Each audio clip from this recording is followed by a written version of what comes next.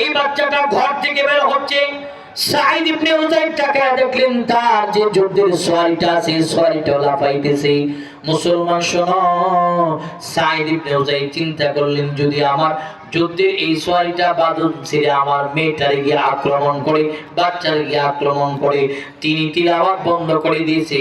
তিলাওয়াত বন্ধ করিয়া সাঈদ ইবনে উযাইর তার ছোট্ট বাচ্চাটারে ঘরের ভিতরে রেখে আসলেন। ঘরের ভিতরে রেখে দরজার সামনে এসে দাঁড়ালেন।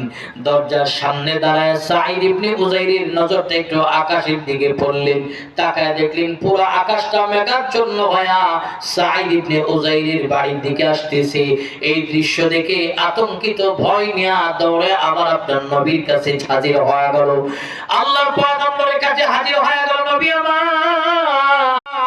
এই বাচ্চাটা ঘর থেকে বের হচ্ছে, সাঈদ ইবনে উযাইর তাকায় দেখলেন তার যে যুদ্ধের সওয়ারি